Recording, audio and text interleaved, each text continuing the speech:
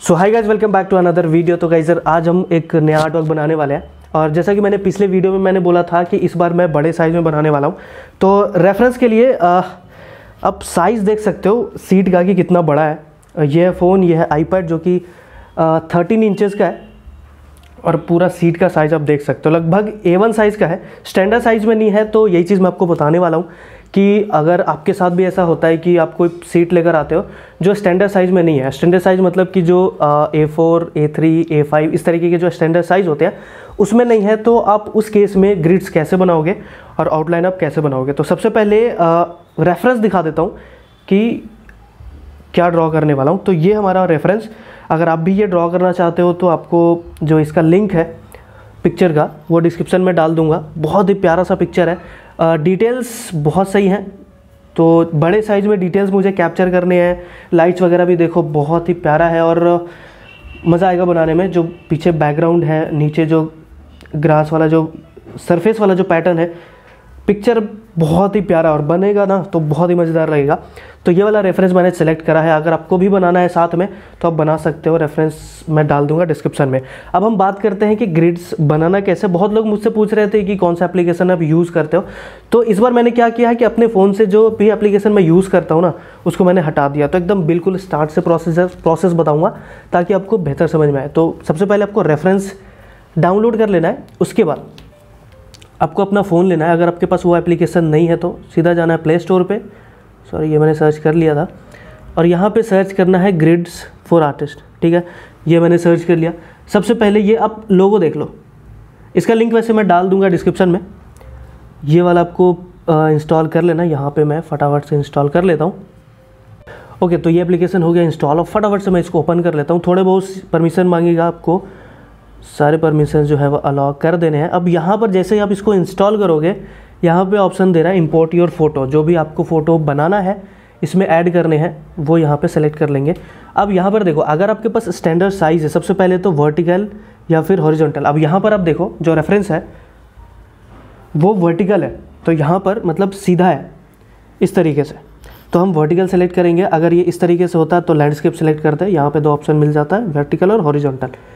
उसके बाद standard size अगर आपके पास है A4 में बना रहे हो, A3 में बना रहे हो तो आपको मेज़र करने की ज़रूरत नहीं पड़ेगी, सीधा आप उसमें जा सकते हो। लेकिन यहाँ पर मेरा जो साइज़ है मुझे नहीं पता। मान लो कि आपके पास इस तरीके का पेज है जिसका साइज़ आपको पता नहीं है, आपको नहीं पता कि A1 है, A3 है, A4 है, कौन सा साइज़ है। तो आप जाओगे कस्टम में। उसके बाद विड्थ और हाइट मतलब कि लंबाई और चौड़ाई यहाँ पे चाहिए।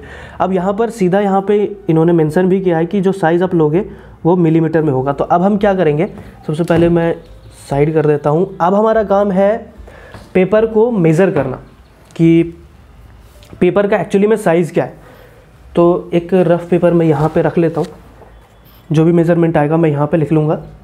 और ये जो स्केल है वो 30 सेंटीमीटर का है। और आपको एक चीज़ का ध्यान रखना है कि आपको जो मेज़रमेंट है वो मिलीमीटर में लेना है। तो जो भी यहाँ पे सेंटीमीटर में आएगा हमारा मेज़रमेंट, उसको हम 10 से मल्टीप्लाई कर देंगे तो हमारा मिलीमीटर में आ जाएगा। ये हो गया 30 और यहाँ से ये हो गया ऑलमोस्ट 26। अब हम लंबाई चेक कर लेते हैं।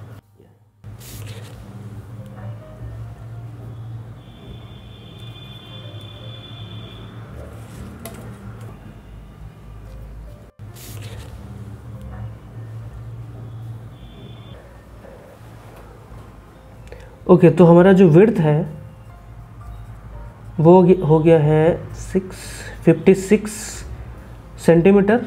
इसका मतलब ये है 560 मिलीमीटर। ठीक है, उसके बाद जो लेंथ है, लंबाई, वो हमारा आया है 30 और 11 60। ये हो गया हमारा 71 सेंटीमीटर। और इसको हम लिख सकते हैं यहाँ पे 710 मिलीमीटर। ओके, तो हमारे पास डायमेंशन आ चुके हैं।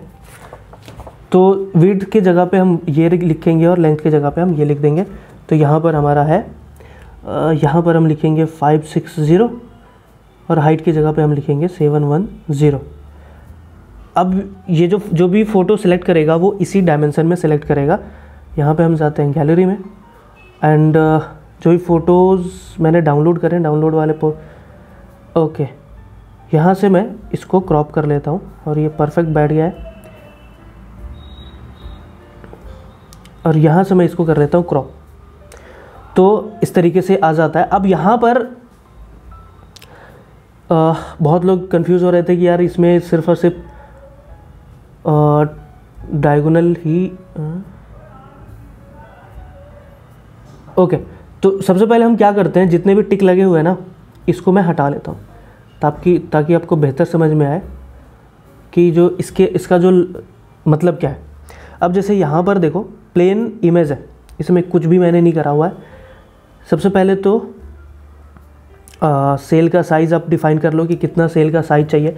अब इतने बड़ी में मैं यहाँ पे 20 mm, एक सेल का साइज़ में 20 mm रखने वाला हूँ। तो 15 को हटाकर मैं 20 कर लेता हूँ। वैसे इतना बड़ा सीट है, 20 mm रखूँगा तो बहुत ज़्यादा वैसे हो जाएगा, बट वो मैनेज कर लूँगा मैं।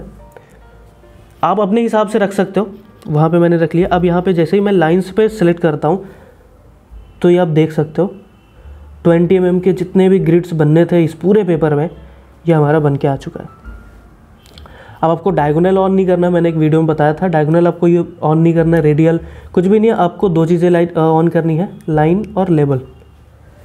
ये दोनों आपने ऑन कर दिया, ये आपका काम हो गया। लेबल आपने, ये देखो जैसे मैं जूम करता हूँ ये लिखा हुआ आ गया। ओके, इसके बाद स्ट्रोक्स की जो थिकनेस है वो आप चेंज कर सकते हो। आप एक से ज़्यादा जितना भी अगर रखोगे, ये देखो थिकनेस बढ़ गई, तो मुझे इतनी की ज़रूरत है नहीं, तो मैं वापस से 1 कर देता हूँ।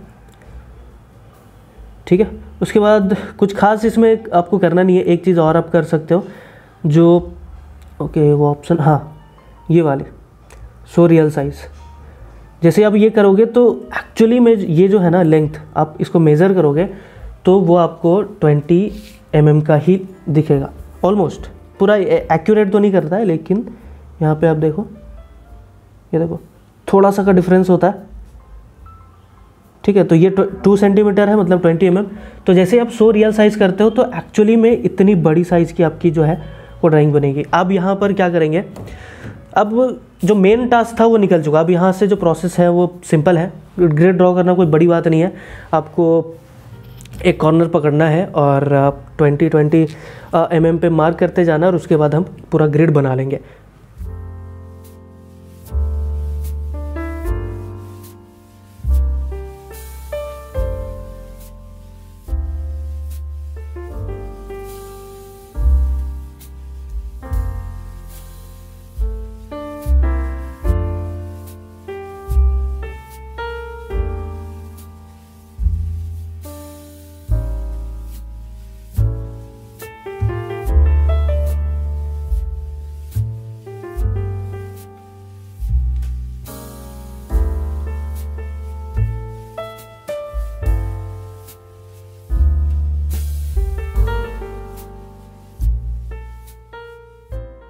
ओके गाइस, तो ग्रिड मैंने यहाँ पे बना लिया है, और पेपर के साइज़ के हिसाब से देखो ग्रिड कितने सारे बने हैं। तो इसको बनाने में मुझे आधा से 1 घंटा लग गया था, काउंट तो नहीं किया बट उससे ज़्यादा ही लग गया होगा। और इसके लिए मैंने H ग्रेड की पेंसिल यूज़ करी है, जो लाइट ग्रेड की होती है। बहुत ज़्यादा डार्क आपको नहीं करना है, क्योंकि आगे जाके इसकी ज़रूरत नहीं होती है, इसको हमें इरेज ही करना होता है। तो बहुत ही लाइट ग्रेड की पेंसिल से, बहुत ही लाइट प्रेशर से मैंने ड्रॉ करा है। अब यहाँ पर आप देखोगे तो ये वाला एरिया मैंने छोड़ दिया है, यहाँ पे कोई ग्रिड नहीं बना हुआ है, क्योंकि रेफरेंस आप देखो तो ये वाला एरिया है ना, यहाँ पे कोई ऑब्जेक्ट नहीं है। लेवल दिखा देता हूँ, ये ऑन करके 9 तक कुछ नहीं है, तो यहाँ तक मैंने छोड़ दिया। उसके बाद जो ऑब्जेक्ट है वो हम ड्रॉ करेंगे। ड्रॉ करने का प्रोसीजर देख लो, या तो आप डिवाइडर यूज़ कर सकते हो, किस तरीके से इस्तेमाल करना है वो मेरे पुराने वीडियो में जाके देख सकते हो। फ़िलहाल ये प्रोसीजर मैं भी फॉलो करूँगा। यहाँ पर एक ऑप्शन आता है शो रियल साइज़, जैसे आप क्लिक करते हो तो ये जो ग्रिड का साइज़ है और यहाँ पे जो आपने ड्रॉ करा है दोनों इक्वल हो जाता है। अब यहाँ से किसी भी एक कॉर्नर से आप स्टार्ट करो, जैसे नंबरिंग मैं कर देता हूँ ताकि मुझे कन्फ्यूज़न ना हो। यहाँ पे होगा 10, ठीक है, तो यहाँ पे देख लेता हूँ 10 इधर से वर्टिकली, और हॉरिजॉन्टली जो है वो 3 नंबर पे आ रहा है ये पोर्शन, देखो। तो आपको किसी भी चीज़ एक ग्रिड को मार्क कर लेना है जहाँ से आपको स्टार्ट करना है। तो तो मान लो कि मैं गया यहाँ पर 10 और इधर से 3, तो ये आता है यहाँ पर, मतलब कि 10 और 3 यहाँ पर। यहाँ से हम स्टार्ट करेंगे और जो भी चीज़ें होंगी मैं ट्रैक करते करते पूरा ड्रॉ कर लूँगा। अब पूरी डिटेल में इसमें मैं नहीं बता पाऊँगा क्योंकि बहुत बड़ा पेज है, टाइम बहुत लगेगा। ऑलरेडी मैं बता चुका हूँ, तो आप प्रोसेस पूरा देख लो कि किस तरीके से मैं ड्रॉ कर रहा हूँ। उसके बाद हम सीधा सेटिंग पे जाएंगे।